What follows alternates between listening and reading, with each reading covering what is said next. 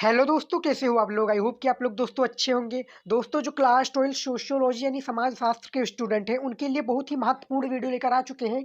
New syllabus 2023 pattern यानी board exam में जो सोशियोलॉजी क्लास 12 समाज शास्त्र के जो स्टूडेंट हैं उनके लिए न्यू सिलेबस जो पैटर्न बदलाव हुआ है, यानी बोर्ड एग्जाम में क्या क्या बदलाव हुआ है इस चैप्टर से, इस बुक से, जो कि एनसीईआरटी पैटर्न पे आधारित है। समाज शास्त्र दोस्तों, समाज शास्त्र NCERT syllabus based, full mark 100 number, यानी आपका जो बोर्ड एग्जाम में रहता है 100 नंबर का रहता है इसका। और ये सोशियोलॉजी न्यू पैटर्न पे आधारित है। 2023 और 24 बोर्ड एग्जाम में क्या क्या बदलाव हुआ है, चैप्टर में क्या क्या बदलाव हुआ है, इस बुक में क्या बदलाव हुआ है बोर्ड एग्जाम में, UP board exam, Bihar board exam में, तो पूरा कंप्लीटली हम पढ़ेंगे। समाज शास्त्र एनसीईआरटी सिलेबस बेस्ड किस प्रकार से बदलाव हुआ है सोशियोलॉजी क्लास 12 आर्ट के स्टूडेंट के लिए दोस्तों। तो आप वीडियो को लास्ट तक देखिएगा, तभी आपको समझ में आएगा कि किस प्रकार से बोर्ड एग्जाम में इसका राइट आंसर हमें लिखना है और बोर्ड एग्जाम में क्या क्या चेंजेस आए हैं इस बुक में, इस किताब में, उसको भी हम पढ़ेंगे। क्योंकि आपका चेंजेस जो आता है बोर्ड एग्जाम में, हर साल चेंज रहता है, होता रहता है बोर्ड एग्जाम में बुक का चैप्टर, कि इस चैप्टर का स्थान पर इस चैप्टर, इस चैप्टर के स्थान पर इस चैप्टर। तो पूरा चैप्टर हम देखते हैं किस प्रकार से है, कुछ चेंजेस हुए हैं या नहीं।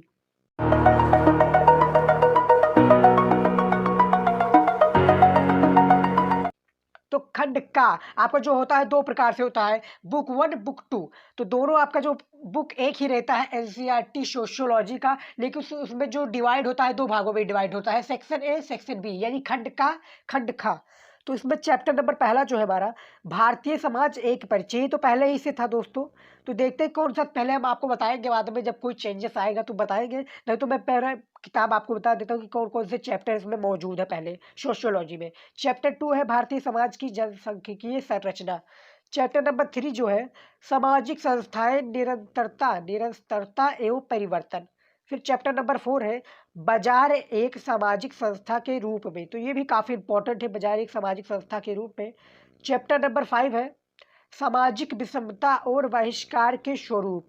फिर चैप्टर नंबर 6 है सांस्कृतिक विविधता की चुनौतियाँ। तो ये सारे हैं इतने इंपॉर्टेंट, यानी आपका 6 पहले खंड यानी सेक्शन ए में है, खंड का में है। अब देख लेते हैं खंड खा में कितने हैं।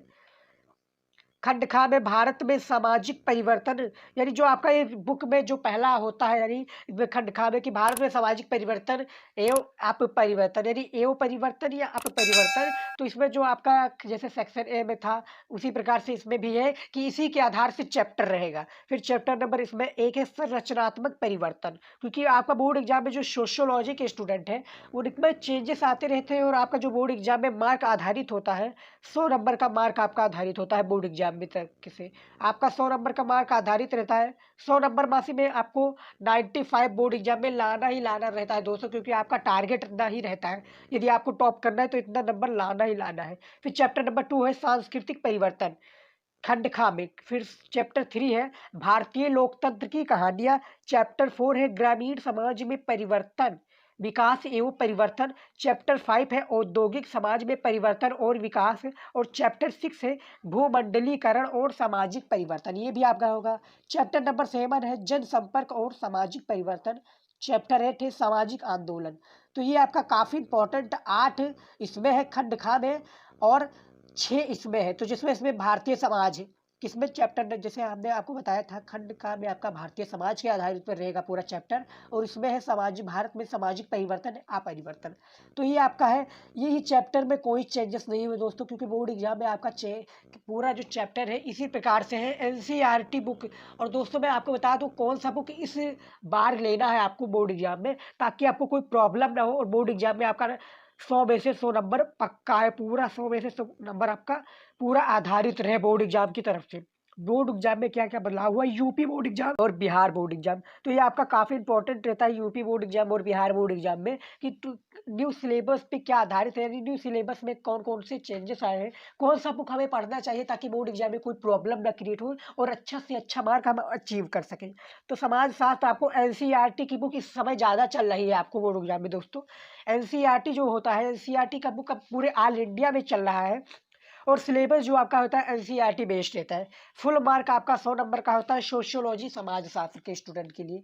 तो ये आपका बिहार बोर्ड एग्जाम और यूपी बोर्ड एग्जाम के लिए दोनों एक ही है। उसके बाद में इसमें जो ऑब्जेक्टिव क्वेश्चन काफ़ी इंपॉर्टेंट रहते हैं, ऑब्जेक्टिव क्वेश्चन में ऑब्जेक्टिव क्वेश्चन भी आपका 10 नंबर का पूछ लिया जाता है। आगे देख लेते हैं किस प्रकार से इसका पूरा मार्क अचीव हुआ है, जो मार्क पूरा दिया गया है बोर्ड एग्जाम की तरफ से। महायोग 100 नंबर का आपका पूर्णांक है दोस्तों, याद रखिएगा आपका 100 नंबर का पूर्णांक है कंप्लीटली। उसके बाद में भारतीय समाज पक्का है। जो पहला खंड का कहा मैंने बताया था आपको, इकाई है आपका भारतीय समाज का परिचय, यानी पहला जो है हमारा है यही प्रकार से है भारतीय समाज का परिचय। अब इसमें क्या क्या आते हैं, यानी क्या कौन से आपका हेडिंग रहता है, किस प्रकार से आपको दिया जाता है बोर्ड एग्जाम में, तो ये आपका 4 नंबर का रहेगा था दोस्तों। अब इसमें पहला आपका हेडिंग रहता है उपनिवेशवाद, राष्ट्रीयता, वर्ग एवं समुदाय। उसी प्रकार से चैप्टर नंबर 2 है जिसको इकाई 2 कहा गया है, भारतीय समाज की जनसांख्यिकीय संरचना। ये आपका 8 नंबर का होता है बोर्ड एग्जाम में। अब दोस्तों इसमें क्या पूछा गया, नंबर पहला पर है जनसांख्यिकीय की संकल्पना और सिद्धांत। दूसरा है ग्रामीण नगरीय शहर सहसंबंध और विभाजन, तो ये आपका कंप्लीट हो गया। तीसरा है सामाजिक संस्थाएं निरंतरता और परिवर्तन, ये आपका 10 नंबर का बोर्ड एग्जाम में दोस्तों पूछा जाता है। अब इसमें भी है जाति प्रथा जनजातीय समुदाय। उसके बाद दूसरा है परिवार और नातेदारी। मेरे कहने का मतलब दोस्तों है कि इसमें जो आपका चैप्टर रहता है, चैप्टर में जो हेडिंग होता है, इंपॉर्टेंट प्रश्न होता है, उसी को इसमें दर्शाया गया है दोस्तों। आपको समझना जरूरी, ज़्यादा फालतू की बातें नहीं समझ रहा है आपको, बस इसी में डिपेंड रहना है कि किस प्रकार से आपका बोर्ड एग्जाम में पूछा जाता है।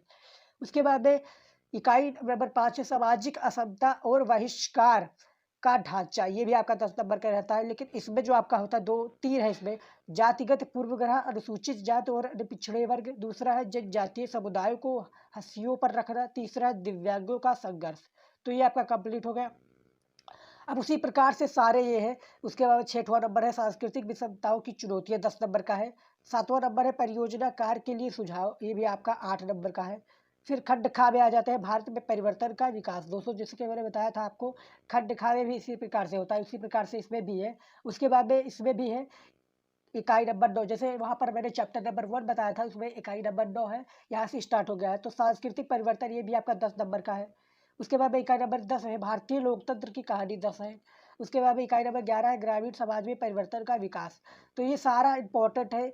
उसी प्रकार से सारे क्वेश्चन जो है इंपॉर्टेंट है दोस्तों, आप देख सकते हैं क्वेश्चन के आधार पर ही आपका चैप्टर के आधार पर ही आधारित रहता है। तो ये सभी इंपॉर्टेंट क्वेश्चन दोस्तों मैंने आपको बता दिया कि बोर्ड एग्जाम में कौन कौन से आपका न्यू सिलेबस पैटर्न आधारित रहता है। आपको एनसीईआरटी बुक दोस्तों पढ़ना रहता है, क्योंकि एनसीईआरटी से काफ़ी क्वेश्चन आते रहते हैं बोर्ड एग्जाम में। और जो बोर्ड एग्जाम की तरफ से निर्धारित हुआ है वो आपका एनसीईआरटी बुक जो है, क्योंकि आपका 100 नंबर बोर्ड एग्जाम में निर्धारित होता है। 100 नंबर आपको बोर्ड एग्जामिनर देता है यदि आप पूरा कॉपी लिख देते हैं। तो यूपी बोर्ड एग्जाम के हो चाहे बिहार बोर्ड एग्जाम के हो, दोनों के लिए सेम ही रूल है दोस्तों। तो आई होप कि ये पूरा वीडियो आपको समझ में आ गया होगा किस प्रकार से। और हमारे चैनल पर आल सब्जेक्ट की तैयारी कराई जी गई दोस्तों, आल स्टूडेंट की आल चैप्टर की तैयारी हमारे चैनल पर आपको फुल तैयारी कराई जाएगी बोर्ड एग्जाम से रिलेटेड। तो आई होप ये पूरा वीडियो आपको समझ में आया तो लाइक कीजिएगा। मिलता है नेक्स्ट वीडियो में, तब तक के लिए गुड बाय, जय हिंद। पढ़ते रहिए, बढ़ते रहिए।